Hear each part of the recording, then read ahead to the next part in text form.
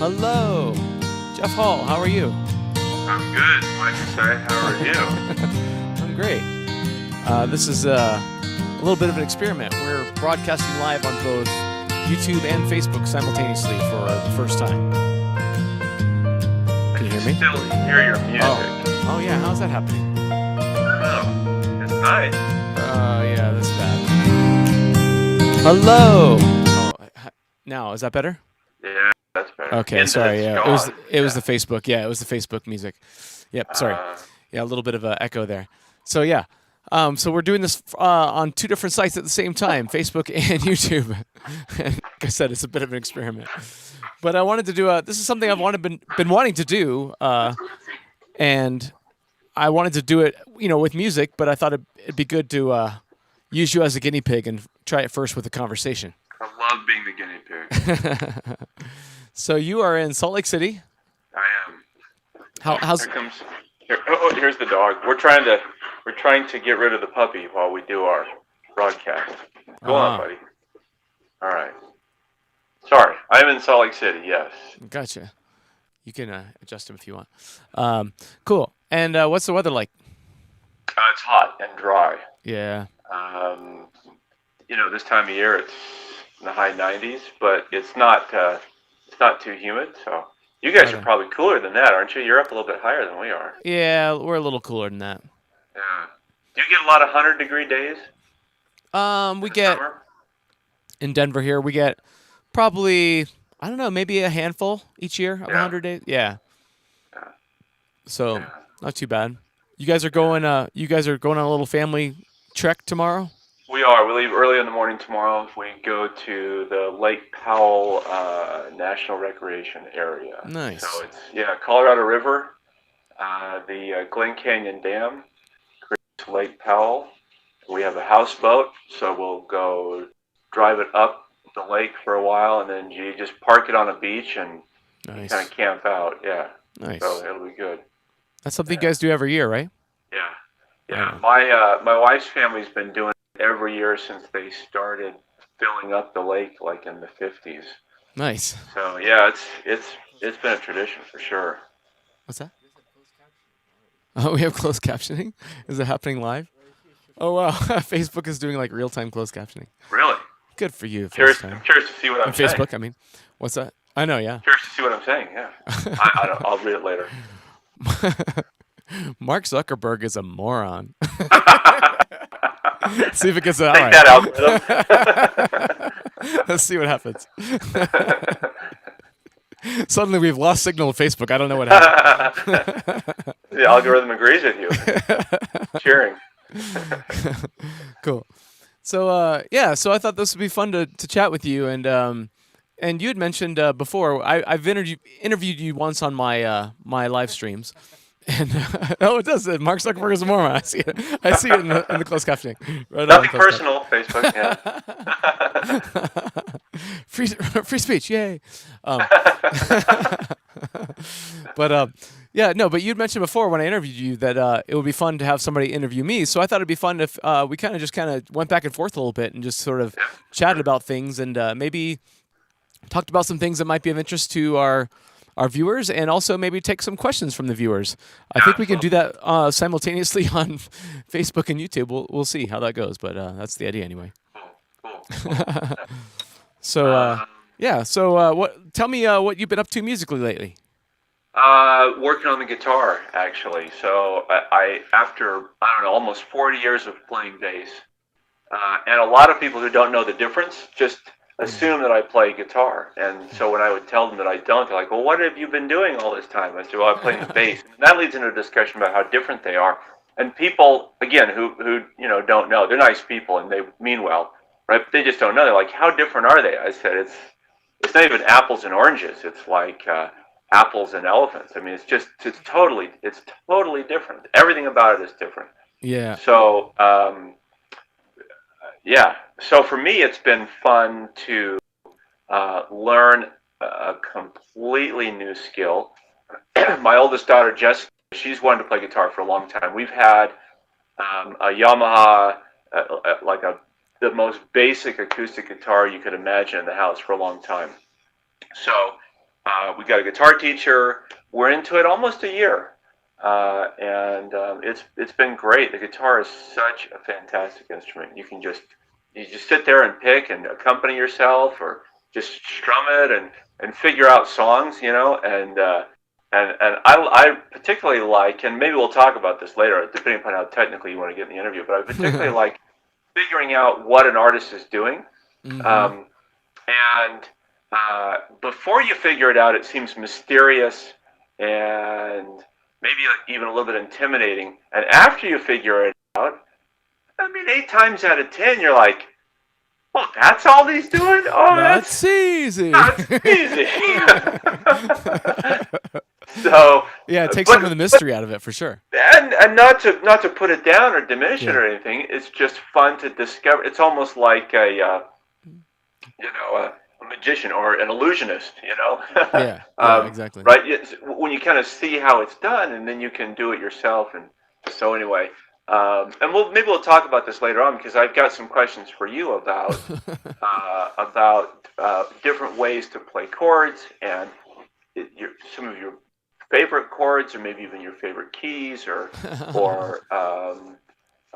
or even some of the songs. And again, I don't know how far down this particular rabbit hole you want to go, but the idea of because I think we'll get to it, but how you create a cover song and what your process is. And I was watching that video that you did a couple years ago. It's about the 40 minute video of the kind of the videographer did of you. It's sort Oh of yeah, the yeah. biography, the Yeah, it's kind of a autobiography, short film. Yeah, Yeah, the yeah, yeah, gonna yeah. take some time. Gonna take some time. That's That's right. right. Yeah. So there's a segment in there where you talk about a little bit of your philosophy about creating what you do and how you approach it, and so anyway, depending Yeah. upon whether you want to get into that area or Sure. not, talk a little bit about your approach and how you create uh, your particular cover of a song. 'Cause I think it's very Yeah. interesting, and it um, you know many people seem to like it at this point. That's Yeah. hard It's to YouTube. argue. Looks like we've frozen up on YouTube for a moment. Uh-oh. Oh, it's paused though. Are you sure? Oh, we just our stream is a little in the red, so I don't know if this is this is working as planned. But that's why we're doing this test to see what the system can bear, basically, Yeah. before I throw music through this process. So we'll see how smooth it is on both sources. But yeah, well, let me before I jump into my process, let me ask you, like, what songs have you learned so far? Like, what's your favorite song to play? What do you think you play the best? Oh, I don't know. It's been fun. I've been a big bluegrass fan for a long time, so I'm trying to flat pick some of that stuff. But Mm-hmm. a lot of the stuff that you and I have done, it's fun to go back through that catalog and play some of that. So Nice. um, honestly, a lot of stuff that I really like playing is a lot of Tom Petty.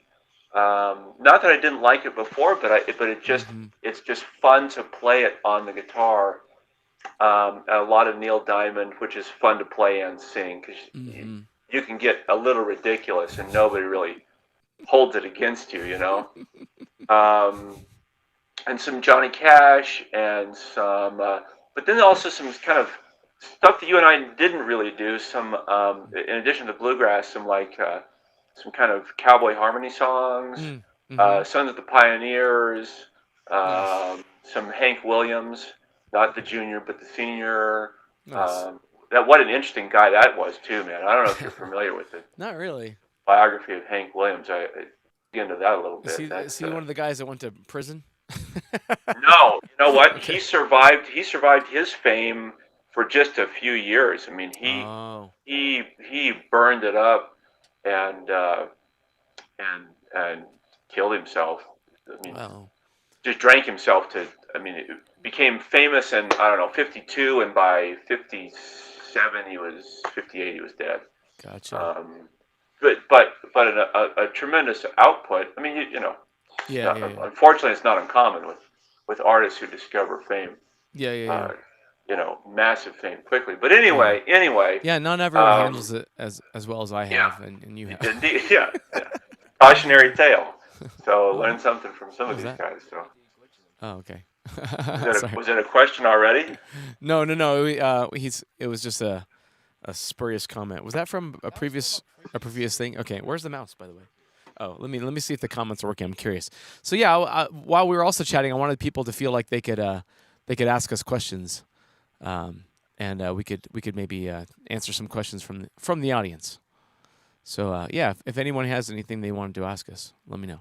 Stream's working here. Let's see if this works. We got this. It says, da da da da. Stream is working here. Cool. Yay! Nice. And we got somebody that says they saw us both. Jet Navigator says he saw us in Sydney Oh a couple wow. years ago.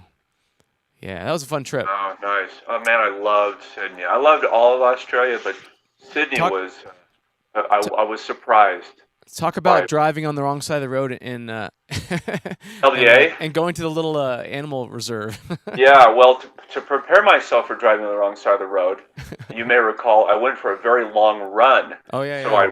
I ran on the wrong side of the road, and when we came to the roundabout, I went through the roundabout running, like 3 times, Okay. because you have to do it backwards, and so I practiced, looking to the right and all Right. that. Um, Yep. Yep. Yep. yeah, when we didn't I hit anything, we didn't. yeah. No, you There did was no great. property damage. You Yeah, did that was. much better than I did when I had to drive in the UK for the first time. I will readily admit that. But I had to drive for much longer and probably under much more stressful circumstances, like freeways and such. We were kind Oh of like yeah, yeah, we were kind yeah. of alone. Yeah, Um, we were on Western Australia. Well, what's there to hit? yeah, It's yeah, yeah, yeah, yeah. it's What was Geraldton, right? Geraldton. yeah, Yep, yeah, yep, yep. And we got to hold some little baby kangaroos, yeah, and yeah, that was super cool. yeah, yeah, Yeah. yeah. Oh yeah. Meet some But that big was the joeys. first. Yeah, Yeah. exactly. And here's another. Wait, where's that? Where's that picture of me in the? Where is it? Oh, there it is. Yeah, here's a picture of me in Australia. But that was Oh yeah, that was from Walla. Brisbane. That's Remember Brisbane. that was Yep. Brisbane. Yeah, yeah. That's the lone Yeah. lone pine, lone pine sanctuary in Brisbane. Something like Yeah, that. Yeah, yeah, yeah. That was yeah, good times for sure. Good yeah, times. yeah, yeah. That was amazing. Throw Yeah. this one up there and see if that works. Oh, it's doing. Sorry, it's all right. It's glitching a little bit. Try that one, that comment right there. See if that works. Yeah, we're gonna throw a comment up and see if it works. This is from Facebook actually. It Cool. says, "Oh, it's really probably hard to read. Not that I don't love your music, I totally do, but I'm curious about your time. I guess as attorneys back in Salt Lake City, what kind of cases did you guys work? Criminal defense, prosecuting civil cases, wills, estates. I have a son who practices in Columbus, Ohio, but also plays a bit of guitar. Hello, and who's that from? I didn't actually get to see the name, but it doesn't show me. Sorry. That's a glitch if it doesn't show me. Yeah. So Jeff, you're still a prosecutor, I am. right? Yeah, Yeah, I still got a day job. Jeffrey. So Yeah. although I'm in administration now, I don't go to court very Okay. much. Yeah, but you and I, we had. I mean, you were assigned a different courtroom than I was when we were playing Yeah. the pie together. We Yeah. didn't have. We had a handful of cases together, but maybe not a lot, not as many as you'd think. Yeah, that's right. Yeah, but you still, yeah, it's kind of a still ongoing thing for you. The one thing that I noticed about being a public defender was the longer I worked there, the worse my cases got.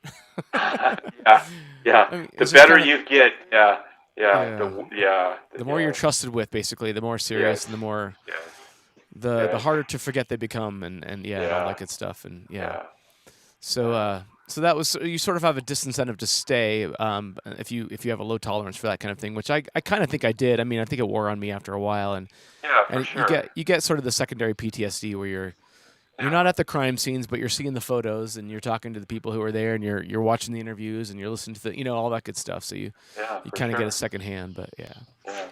but Yeah. Well, and I mean, you can't help but empathize, with your clients. I mean, they're people, yeah, for sure, yeah, yeah, and when so I started at the public defender's office as well, and it was hard on me too. And yeah.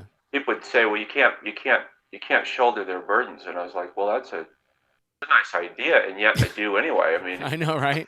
it's You easy to still take it say. home. Yeah, you still take it Sure, home. sure. It So weighs on you, and you like, did I say the right thing, and did I give the right advice, and yeah, yeah, yeah. it's second So guessing, but yeah, yeah. but it's rewarding too, getting to help people. Yeah, for sure. And You're it's like on interesting front work. I mean, lines, basically. Yeah, for there's a sure. lot of day jobs that could be a lot less rewarding, a lot less. Yeah, yeah, yeah, yeah. Music is a little more fun. I'm gonna say that and be honest. Yeah, for sure, for sure. Yeah. But anyway, you were talking earlier about. We'll come back to some more questions as they pop up. Tim, just kind of keep an eye on them, like and look in the both. You can look in the yeah. But yeah, it's kind of about my process of like when I'm deciding if I'm going to cover a song. Like the first criteria is for me is like, do I like it? Yeah, sure. Honestly, it really is like because unless I'm doing something like, I mean, I haven't done a lot of music in my life that like I was paid to do and like it wasn't music I enjoyed. Like it was just like it was work, you know. Like I've kind of avoided that.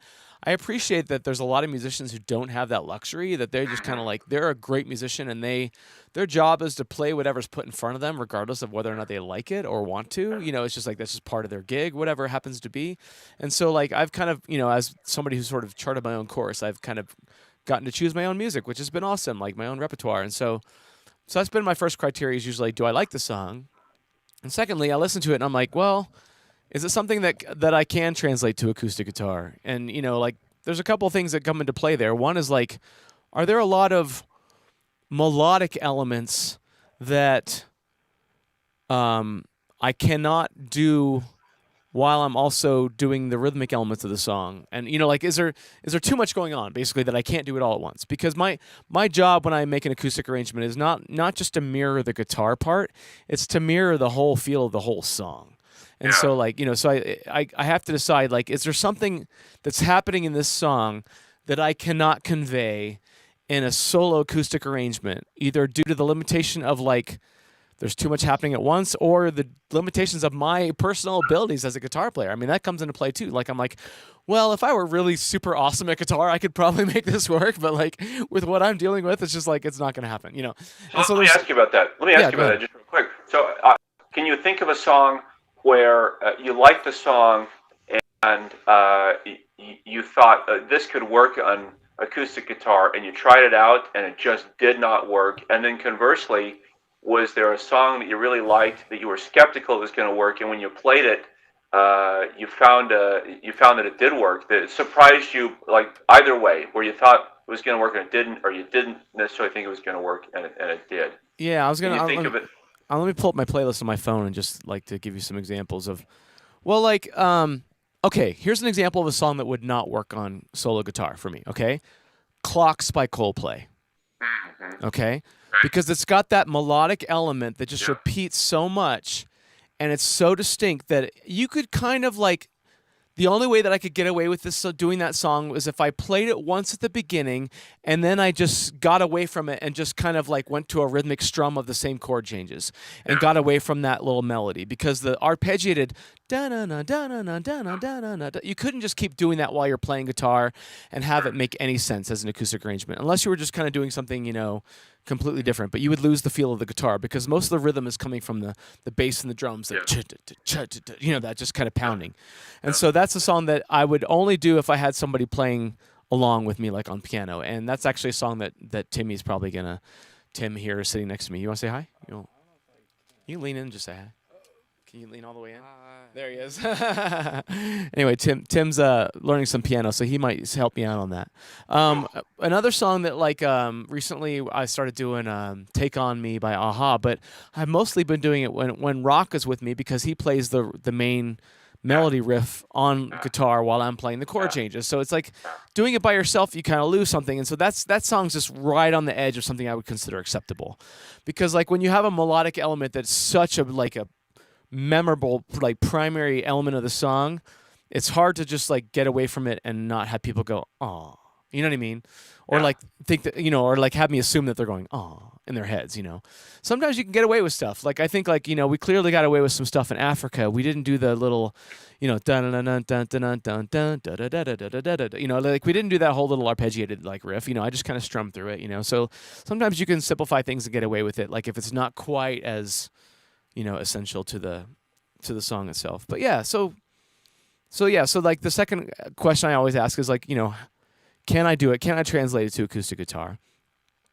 Third is like, can I sing it? Do I feel it? Is it like, does it feel like it fits my voice? Do I hear myself in the song? Um, Fourth, like, can I find a place to play it on guitar? Like, can I actually arrange it, like with a capo or whatever else? Um, what? Oh, hi, Ken's watching. Hi, Ken Benson. Oh, He's cool. watching on Facebook. Yeah. Anyway, so yeah, so there's a lot of those kind of things that come into play, and Do you need all four of those things before you really commit to a song? Or if you have number three in large amounts, does that offset maybe a shortcoming in number two or one or whatever? yeah, sometimes I will want to do a song so badly that I will just push forward, like damn the torpedoes, and just be like, I'm gonna do this song, and then I'll be like, well, that maybe didn't work, but just like, or maybe I'm like, oh yes, it worked. Just like sometimes you don't know. Like I've been learning a lot of new songs like from my live streams. I've done I've done over 400 different songs in my live streams, and I've done 68 episodes so far, and over 400 different songs. And like a lot of those songs were songs I'd never done on YouTube before that like maybe you and I had done together, but we'd never recorded it or whatever. And so like I'm debuting a lot of songs, and a lot of them are just our newer arrangements. And sometimes I'm like, well, is this gonna work? And I'll be like, oh, let's find out. Let's find out in front of a live audience, and have it live forever. And that's kind of what I've been doing. And so for better or for worse. But no regrets. yeah, no, yeah, right. And so, but some songs I come back to, and it's kind of funny. Like some songs, if I don't come back to them soon enough, I'm like, oh, I don't really remember that anymore. I have to like kind of relearn it. Like if you only do it once and then don't play it again for 3 weeks, you're like, oh, I gotta relearn that. So it's like that's part of the process. Is like you have to play it multiple times before it like sinks in and becomes like a permanent fixture in your brain. Yeah.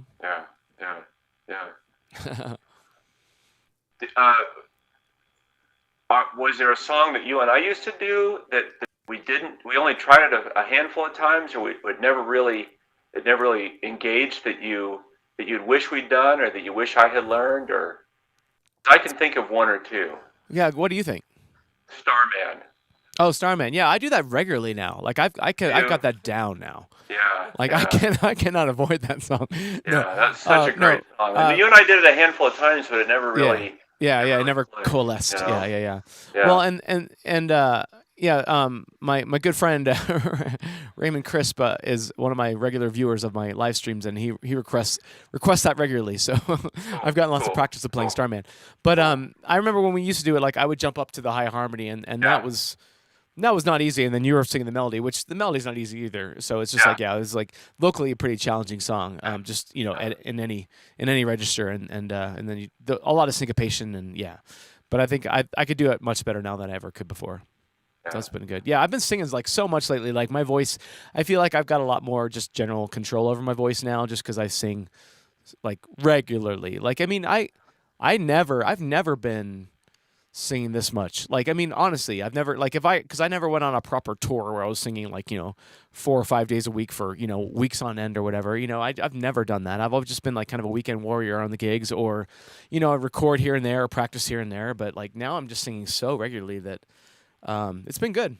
It's been good for my control. That was part of the idea, right, behind this whole project. Was to give you to kind of push you to do something on a regular basis. Something that was sustainable and just like and just it's been great because I've built an audience kind of gradually, and if you're watching this on Facebook, I hope you'll and you haven't watched it on YouTube yet, I hope you'll come over and to YouTube and watch the show. I'm gonna if this stream works out, we're back on the green now, so it seems to be feeding both sites pretty well. But if this little experiment works out, I'll do it again probably and start streaming some of my regular Mike Massé episodes to Facebook as well simultaneously, and that'd be cool. So your arrangement, you just let me ask you about that a little bit. So do you try and play the chords like the way the original artist is playing them, or are you going for rather than like the fingering and the position and the shape and like the technical to reproduce that, or are you approaching it from like he or she is playing a C major chord, I'm going to play a C major chord. Might be voiced differently, might be a different position, might be so. What's your approach? That's a fair question, and it's not always like what did they do, because sometimes I will actually like I will my the question I will ask is there an open chord I can play that sounds like what they did? That's the first question I will ask because like Mm, when we did Long Black Veil, mm, Dave Matthews, he plays it way up on the neck. He does like a little thing with his, a C major like bar chord the whole song. yeah, And I play it like way down, like yeah, open C, and I yeah, do that by design because I'm doing it solo acoustic and so I need as much sound as I can get out of that guitar. yeah. And that always means open strings. Open Uh, strings are always the biggest sound you're going to get, yeah. right? Like just it just is. And so like I will revoice any song to be open strings if I think I can get away with it without it changing it too much sonically. Another example of that is the Incubus song Drive.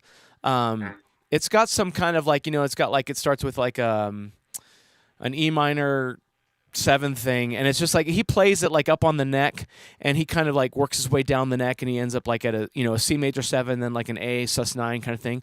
But they're all kind of like weird barred chord type things, and what I did was I'm like I'm gonna revoice this to where I can do it with more open strings and get just a bigger sound out of it without sacrificing. I mean, I sacrifice a little bit in the voicing accuracy because I'm not exactly what they did, but it's like sonically it's equivalent enough that it allows me to play bigger open chords like down here, and that's kind of where the capo comes in because the capo is helping you to play open chords just yeah, somewhere yeah, else. yeah, And so yeah.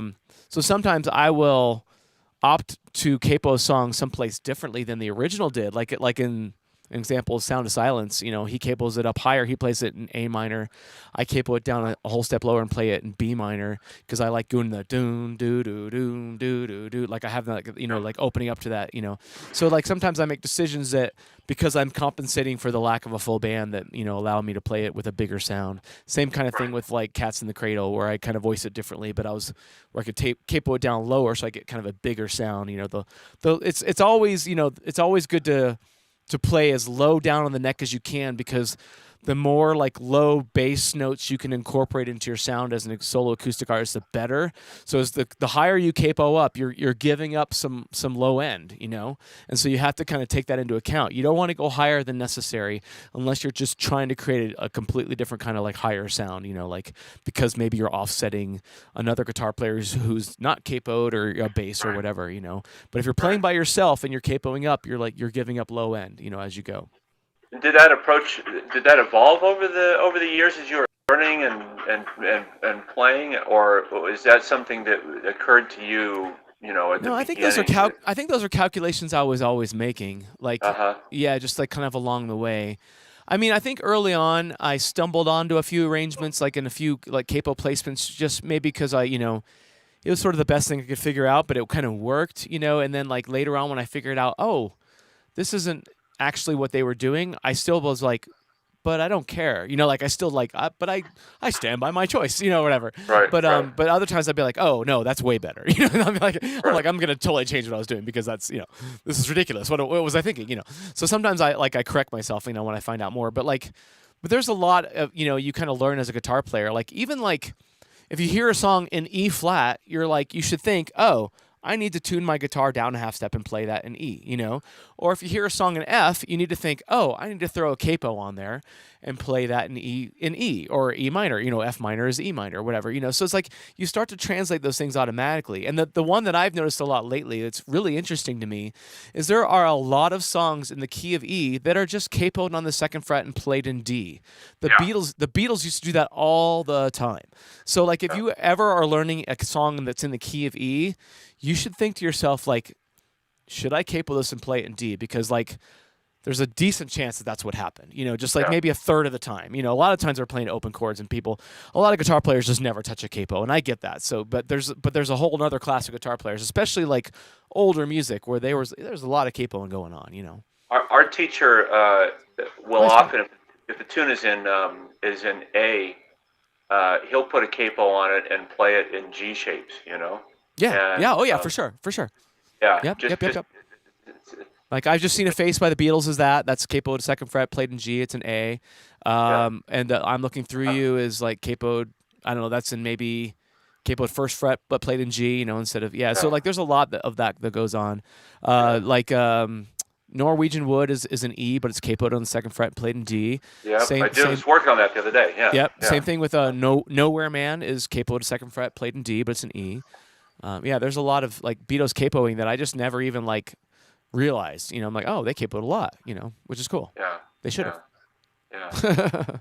Well, but I guess this goes back to what we were saying. I mean, your purposes are a little bit different, where you're trying to capture a solo acoustic version of that song, and so it doesn't necessarily follow that you would capo the same as the Beatles were doing. But it sounds like as you've been exploring that, maybe you're headed more in that direction. But it's not necessarily it's because what the Beatles did. It's more because you like the sound Yeah. that it produces. Nine times out of 10, excuse me, if the Beatles capoed, I'm gonna capo too, and I'm gonna try to play as close to the original guitar part as I possibly can, with just maybe some added rhythmic elements that just kind of compensate for the lack of drums, where I'm doing like maybe like a slap mute strum, instead, where they just kind of strummed it openly, So like a lot of my strumming is way more rhythmic than any like original recording, because they're playing with a drummer, so they don't need to be all like slappy, and they can just let things ring and just and so a lot of my arrangements maybe sound a little bit more, clipped, because I'm, trying to maintain a rhythmic element with my right hand. Is there have you found that songs you've played a lot have evolved over the years? When you and I used to play together, I would hear our arrangement almost exclusively when we would pull up a song, and as I've told you, I'll bet a quarter to maybe a third of our catalog. No, it's not a third. Maybe I'll stick with a quarter. I had never really heard the original, so I learned the song from playing it with you. Yeah. Do you find that there's songs that have evolved over the years, especially significantly, or when you kind of land on an arrangement and an approach, is that pretty much what you stick with? And have you ever felt any motivation to try it significantly differently? I think one thing for me is that maybe when I compare my like recent performances of songs I've been doing for a while to older things, is like I think I have gotten a little bit more percussive over the years. I think I've gotten a little bit more into that, just kind of not necessarily intentionally, just kind of like happen. Most of the songs I do kind of get into a habit or a rut, if you will, where I kind of play them the same way. But sometimes when I'm listening to things, I'll go back and hear something in the original where I'm like, oh, there's a nuance there that I kind of omitted that I'll like kind of let, introduce back into it. Or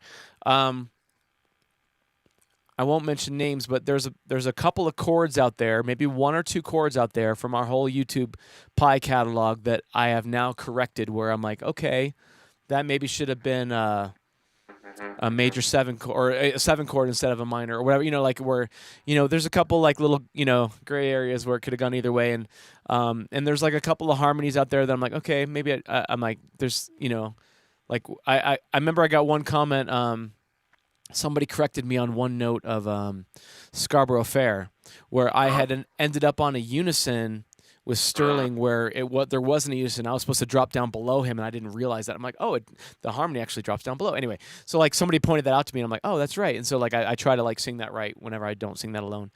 So like, yeah, there's a few things that I've noticed over the years, and sometimes it's from YouTube feedback or whatever, or sometimes just from my own listening, or my arrangement will evolve a little bit. But yeah, it's for the most part, I'm still doing the same thing.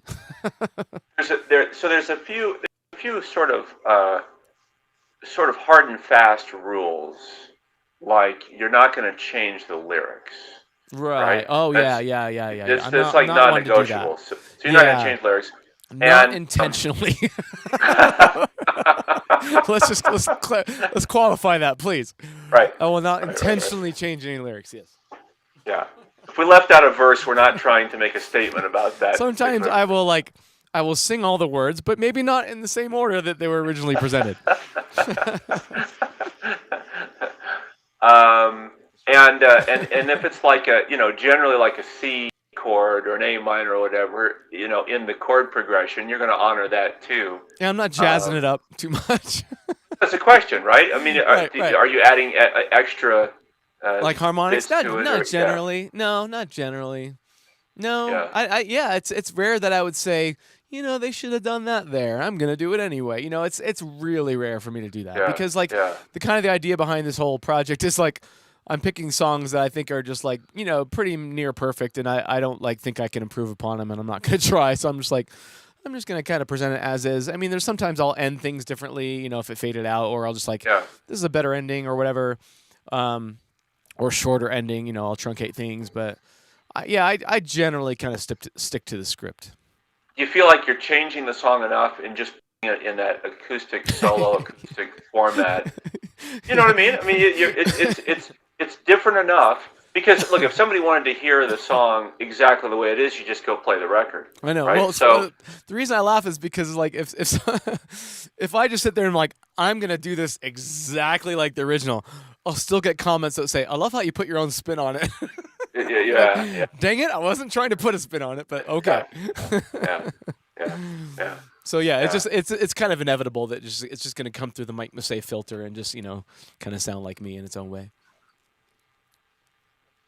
Which is that's all right. I mean, that's Yeah. it's a good filter. Changing gears slightly, Sure. what has been your most I want to ask you about a musical experience. I'm trying to think of the most interesting or arduous or auspicious. What's a good word? Like the Unusual. unusual? Yeah, musical endeavor that you've done. Well, if Scott and Ken are still here, we can talk about Stupid Nut. Let's Stupid let's Stupid let's Nut was unpack Stupid Nut. Stupid Nut was the second band I was ever in. Stupid Nut was myself, Scott Slusher, and Ken Benson, and we had alter egos. Okay, I was Wrigley. That was my name. Scott was Doomifus, and Ken was Masty.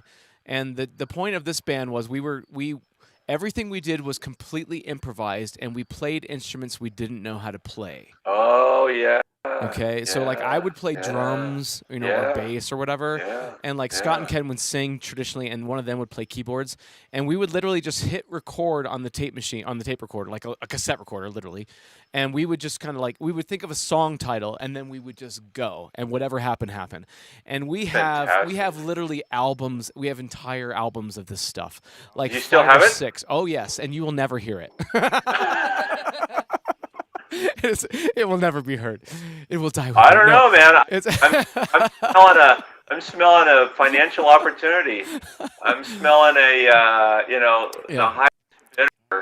yeah. That might be worth something, man.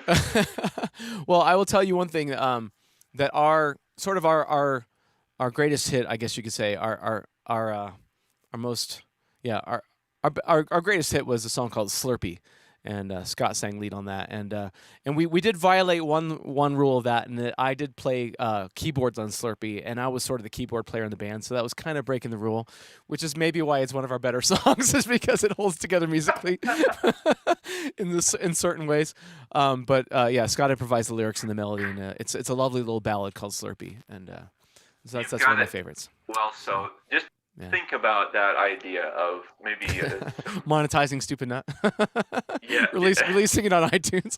I could just make it like a whole band. I could just get like another, just like release it as its own thing on iTunes. Just Stupid Nut, and just Compared to what's out there, I mean, it might have a chance. yeah, I don't know. yeah. I don't want you to you have to remember that this is like 15, 16, 17, 18-year-old kids, and so yeah.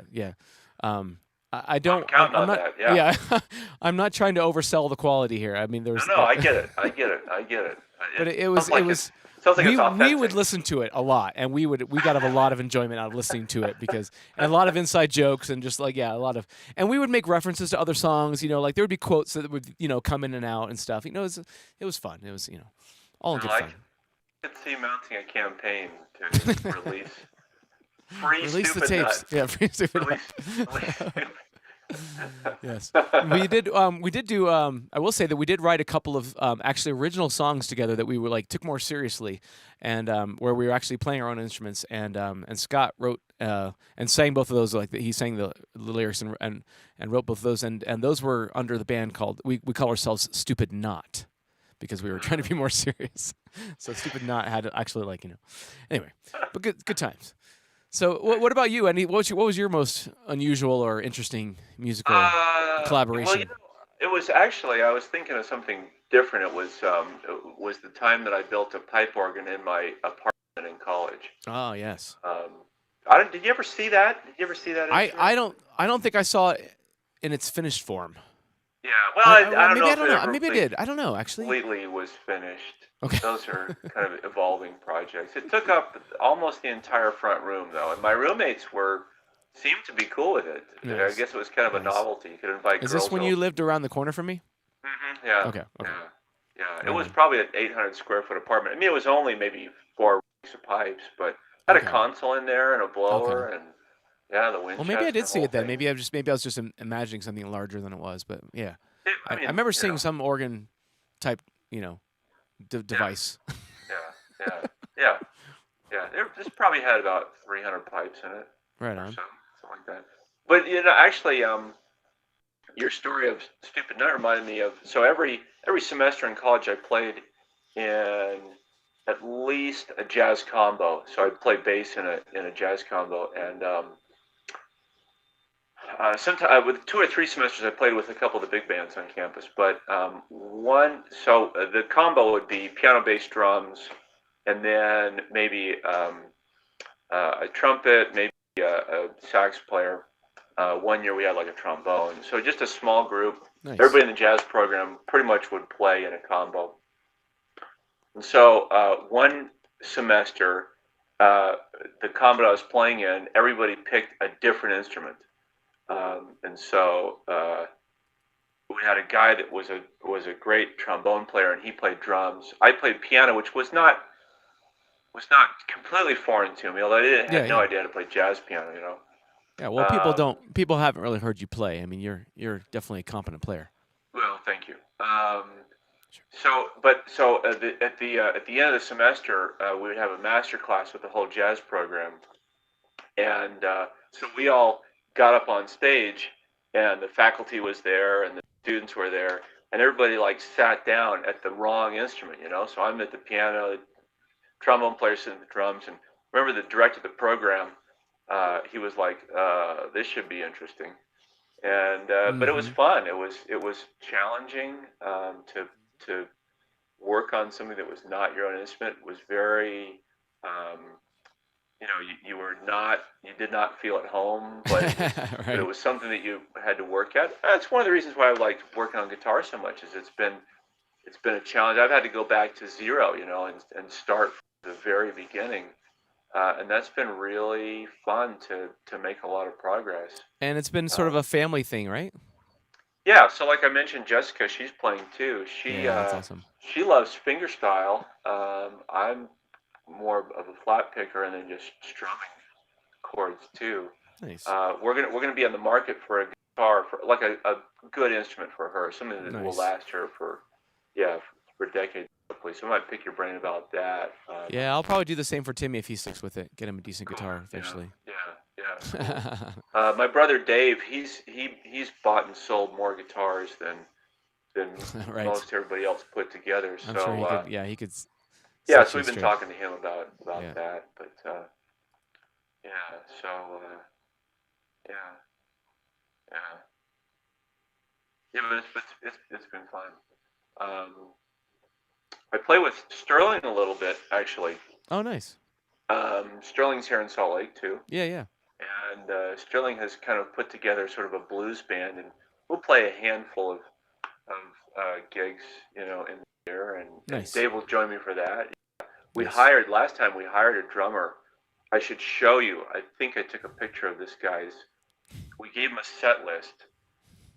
He was on the I think he just retired from the music faculty at a local university here, like taught drums there, and somehow or another, Sterling got this guy for like $100 for the gig. It was incredible. He's got all his drums, the whole kit and everything. He played for a couple of hours. And this guy took the set list and he notated like the tempo and the feel and on every song.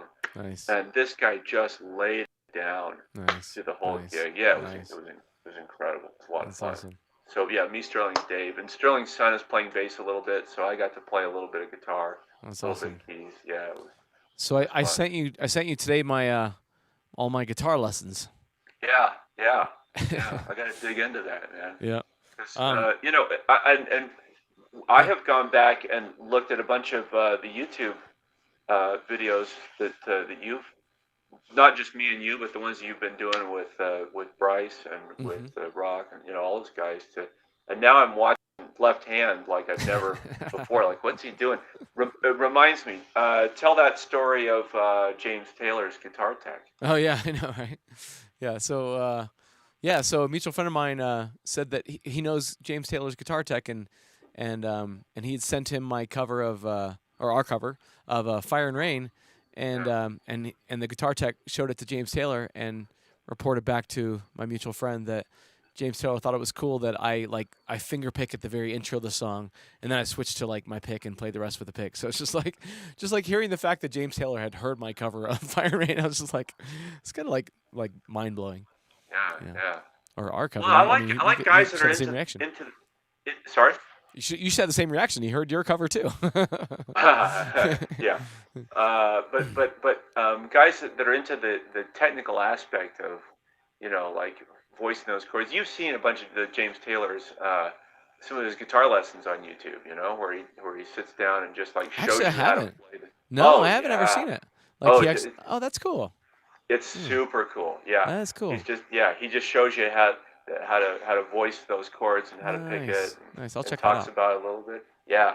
So you can tell that he really loves the instrument and the art and how to voice chords, and it reminds me a little bit of Ted Williams. Ted Williams, played for 100 years for the Red Sox, and I won't hold that against him. He loved the technical aspects of hitting, and just would love to break it down and study it and the science and the art and just love to pick it apart. Yeah, exactly. Yeah. That's been fun on guitar. Like I was saying earlier, to learn how they're doing it, and just like discover it.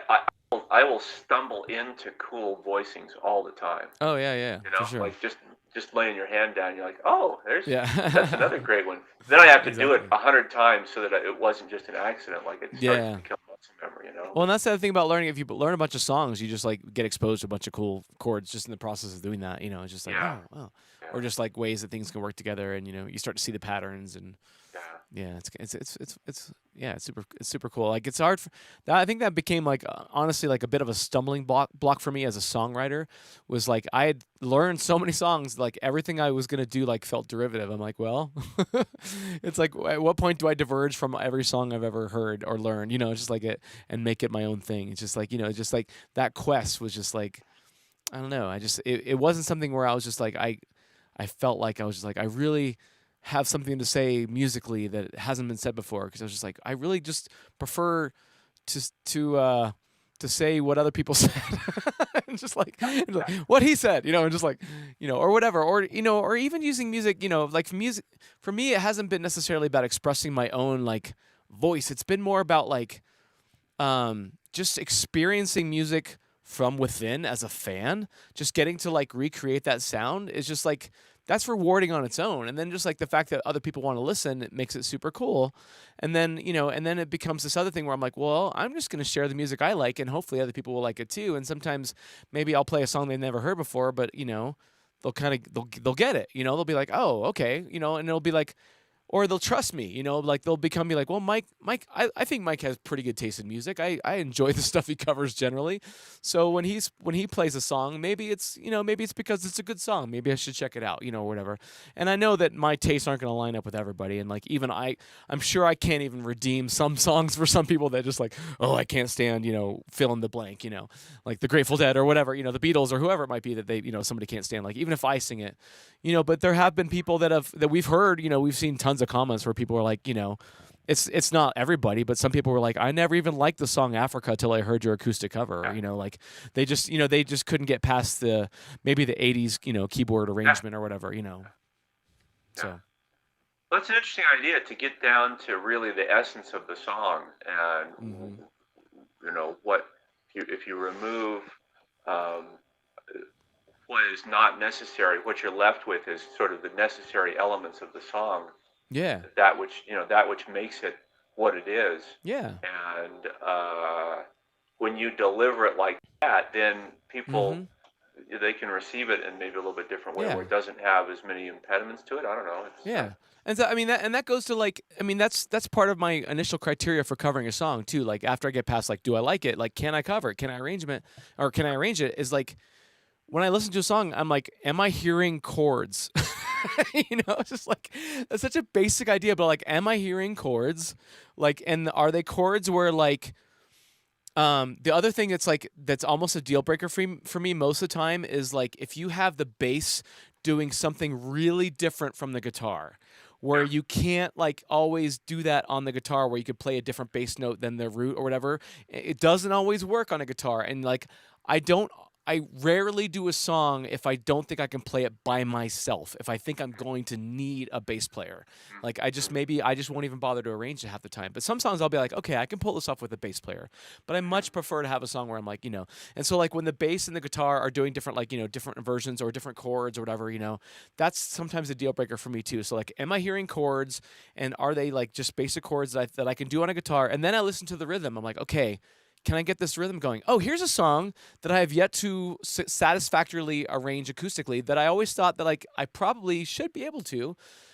Is Where the Streets Have No Name by U2, mm, because I have never come up with a rhythm that carries the energy of the song yeah, to my satisfaction and accurately. Like yeah, I've never found the right strum because there's a lot of delay going on there in the original guitar, and it's just got a kind of sound to it like throughout. And so like that was an example of a song where I'm gonna arrange a song, and then I'm like, no, I'm not. I can't get this to work.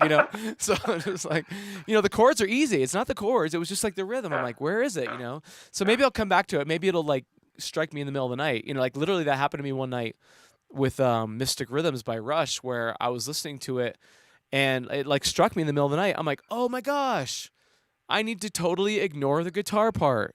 And that's what I Uh-huh. did. I was just like, I Yeah, need to just follow the bass and the keyboard, what the keyboards are playing, and the rhythm the bass and drums are playing, and just ignore the guitar part. And that's what made that song possible. I'm just like, until I did that, it clicked. I mean, it didn't click until I did that. And same thing with yeah, yeah, when I did Marillion's Kaylee.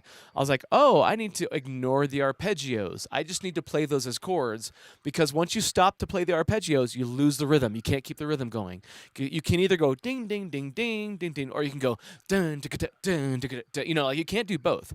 And so yeah, like that, I had to sacrifice the arpeggios for the sake of the rhythm. So, but again, if I was playing that with somebody else, I wouldn't have to do that. I yeah, could if I had a drummer or whatever. So it's just it all depends on, are you by yourself, and like what needs to carry the song? What's the most important element that you're trying to translate here? And like a lot of people, if they do an arrangement of a song, they don't care what the original feel is. That's like not right, their. They don't care. They're just like, I want to do how I feel it, whatever that means, which is fine. And sometimes, in the industry, there's a term for, for when you do a 180 cover, when you take a slow song and you make it fast, or you take a fast right, song and you make it slow or whatever. right, And that's kind of, that's what you usually hear in movie trailers.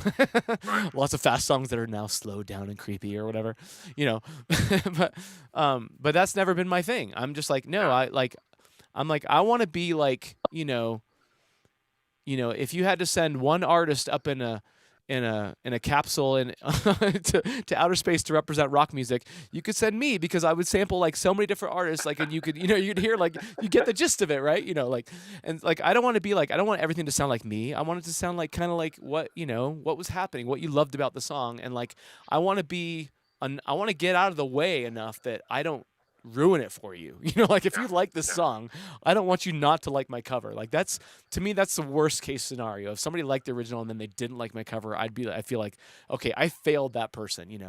And so like my goal is like if I stick close enough to the original, then that's less likely to happen. I can see, some people might just think, didn't bring anything to me. I don't, some people might just not get it. Like didn't add anything for me, just or it doesn't work for me. I get that too. But some people are like, "Oh man, I totally get it." And then they hear one song and then they move on to the rest of the catalog and they're like, oh, I'm getting that same vibe from so many different songs. It's just like, Yeah. And then they just kind of enjoy that experience, just sort of like Yeah. the whole, like, yeah, the catalog, it's cool. Yeah. Yeah. Yeah. Yeah. What do you see in your future coming up? I mean, near term and then longer term once we get out of the pandemic. Yeah, well, tomorrow night I'm not going to be in Montreal like I was supposed to be. It's like right now my calendar is just like every week is just depressing. It's like, oh, this is like all these gigs that I'm not doing. And like next month I'm not going to be in New York. Like we had postponed our New York gig. Or I had like you were gonna join me in August. That's not gonna happen until like April now or whatever. So yeah, it's mostly like a lot of gigs getting postponed. I do want to like kind of plug a couple things if people haven't noticed or / been paying attention. And I know there's a lot of like online content right now, so it's like kind of hard to cut through all the noise. But I'm doing live streams like quite regularly on my YouTube channel. I'm doing them 4 days a week, generally like Mondays and usually it's Mondays and Wednesdays at 1:30 p.m. Mountain Time in the U.S., which is 3:30 p.m. Eastern, which is in the evening in Europe. And then I do on Friday and Saturday nights, I do 7 p.m. Mountain Time, which is 9 p.m. Eastern. And it's like, and that's like in the morning, like in the Philippines and Australia and all those, way back west, or east, I should say. And then I'm doing guitar lessons too. Every Thursday morning, I do a guitar lesson, like we mentioned before. I've done 11 of those so far. Yeah, you can throw that up on the screen. Here's a link on the screen. If you want to check out my lessons, I've done 11 of them. I do basically a live stream every week, and so you can watch the live stream for free. And it's always at 9:30 a.m., which is 11:30 Eastern on Thursdays. That's the new time slot I'm doing those.